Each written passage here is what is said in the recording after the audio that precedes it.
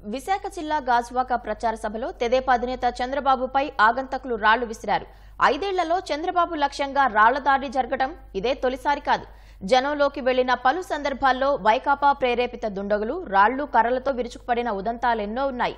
అన్నిసార్లు ఘటనల వెనుక వైకాపా నాయకులే ఉన్నారని స్పష్టమవుతున్నా సీఎం జగన్ ఒక్కసారి ఖండించలేదు. బాధ్యులపై కఠిన చర్యలు తీసుకోలేదు. పైగా చంద్రబాబు కావాలనే దాడులు చేయించుకుంటున్నట్లుగా మంత్రులు, వైకాపా నేతలు ఎద్దేవా చేస్తూ మాట్లాడారు. జెడ్+ కేటగిరీ భద్రత గల ప్రతిపక్ష నేత చంద్రబాబుపై జగన్ పాలనలో అనేకసార్లు వైకాపా మూకల రాళ్ల దాడులు జరిగాయి. ఈ తరహా దుశ్చర్యలు రాష్ట్ర పోలీసుల వైఫల్యానికి నిదర్శనం. వైకాపా అధికారంలోకి వచ్చాక అమరావతి విధ్వంసానికి తెరలేపగా అక్కడి పరిస్థితుల్ని పరిశీలించి రైతులకు భరోసానిచ్చేందుకు 2019 నవంబర్ 29న చంద్రబాబు రాజధానిలో పర్యటించారు. ఆయన రాకను నిరసిస్తూ వైకాపా ప్రోద్బలంతో కొందరు ఆందోళన చేపట్టారు. సీడ్ యాక్సిస్ రోడ్లో నల్ల బ్యానర్లు కట్టారు. చంద్రబాబుతో పాటు సీనియర్ నేతలు ప్రయాణిస్తున్న బస్సుపైకి రాళ్లు, చెప్పులు విసిరారు. బస్సు ముందు భాగం, నాయకులు కూర్చున్న వైపు అద్దాలు పగిలాయి. ఈ అరాచకానికి బాధ్యులపై చర్యలు తీసుకోకపోగా నాటి డీజీపీ గౌతమ్ సవాంగ్ అది వారికి రాజ్యాంగం కల్పించిన భావ ప్రకటన స్వేచ్ఛ అని వ్యాఖ్యానించారు.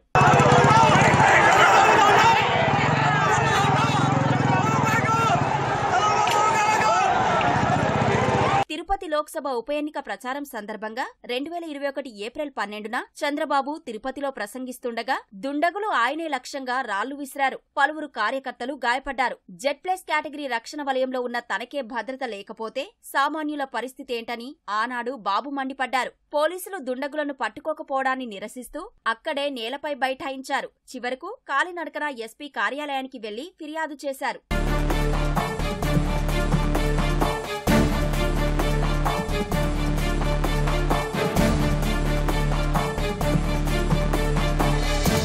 ఎన్టీఆర్ జిల్లా నందిగామలో 2022 నవంబర్ 4న బాదుడే బాదుడు కార్యక్రమంలో భాగంగా రోడ్ షోలో పాల్గొన్న చంద్రబాబుపై ఓ దుండగుడు భవనంపై నుంచి పూలతో పాటు పదునైన రాయి విసిరాడు. పూలను బలంగా విసురుతున్నట్లు గమనించిన ముఖ్య భద్రతా అధికారి మధుసూదనరావు అప్రమత్తమై చంద్రబాబుకు అడ్డుగా నిలిచారు. మధు గవదపై దెబ్బ తగిలి తీవ్ర రక్తస్రావమైంది. ఇది జరిగి ఏడాదవుతున్నా నిందితులెవరో గుర్తించలేదు. హత్యాయత్నం కేసు పెట్టాలని తెదేపా నేతలు డిమాండ్ చేయగా పోలీసులు ఐపీసీ సెక్షన్ 324 కింద సాధారణ కేసు పెట్టారు.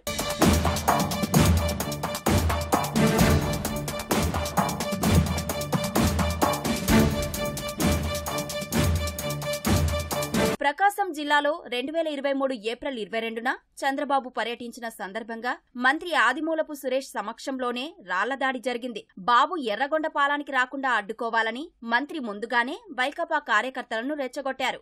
ఆయన తన క్యాంపు కార్యాలయం వద్దకు నల్ల దుస్తులతో వచ్చి చొక్కా విప్పి మరీ సవాల్ చేశారు.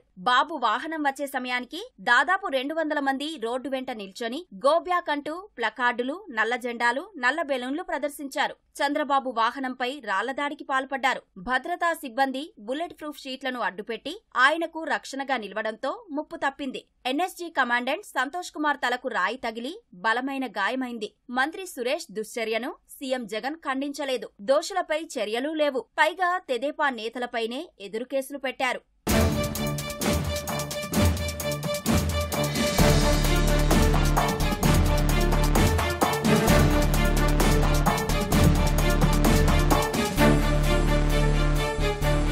సాగునీటి ప్రాజెక్టుల సందర్శనలో భాగంగా చంద్రబాబు 2023 ఆగస్టు 4న అన్నమయ్య జిల్లా తంబళ్లపల్లె నియోజకవర్గం అంగల్లో పర్యటించారు. ఆ రోజు ఉదయం నుంచే వైకాపా శ్రేణులు కవ్వింపు చర్యలకు దిగాయి. తెదేపా జెండాలు, ఫ్లెక్సీలు చించేసి దాడులకు దిగిన దుండగులు చంద్రబాబు వచ్చాక ఏకంగా రాళ్లదాడికి తెగబడ్డారు. పలువురు తెదేపా కార్యకర్తలు గాయపడ్డారు. చంద్రబాబు అంగల్లు నుంచి వెళ్లిపోయాక వైకాపా శ్రేణులు మళ్లీ రెచ్చిపోయి తెదేపా నేతల కార్లను ధ్వంసం చేశాయి. ఈ ఘటనలో చంద్రబాబును A1 గా పేర్కొంటూ ఆయనపైనే హత్యాయత్నం కేసు పెట్టారు. అంగల్లులో తనను చంపేందుకు వైకాపా మూకలు ప్రయత్నించాయని, ఎన్ఎస్జీ కమాండోల రక్షణలో బయటపడ్డానని 2023 ఆగస్టు 13న రాష్ట్రపతి ద్రౌపది ముర్ము, ప్రధాని మోదీలకు చంద్రబాబు ఫిర్యాదు చేశారు. 9 పేజీల లేఖతో పాటు తనపై దాడులకు ఆధారంగా 75 పేజీల డాక్యుమెంట్లు పంపించారు.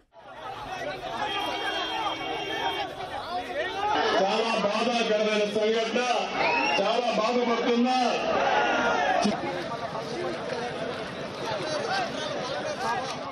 నారా లోకేష్ చేపట్టిన యువగలం పాదయాత్రపై పశ్చిమ గోదావరి జిల్లా భీమవరం మండలం తాడేరులో 2023 సెప్టెంబర్ 5న వైకాపా శ్రేణులు కర్రలు రాళ్లతో విరుచుకుపడ్డాయి. అడ్డుకోబోయిన తెదేపా కార్యకర్తలను చితకబాదాయి. పోలీసులు యువగలం వాలంటీర్లను నియంత్రించారే తప్ప వైకాపా శ్రేణులను అడ్డుకోలేదు. ఈ దాడిలో ఉండి నాయకులు గాయపడ్డారు. ఓ కానిస్టేబుల్ తలకు బలమైన గాయమైంది.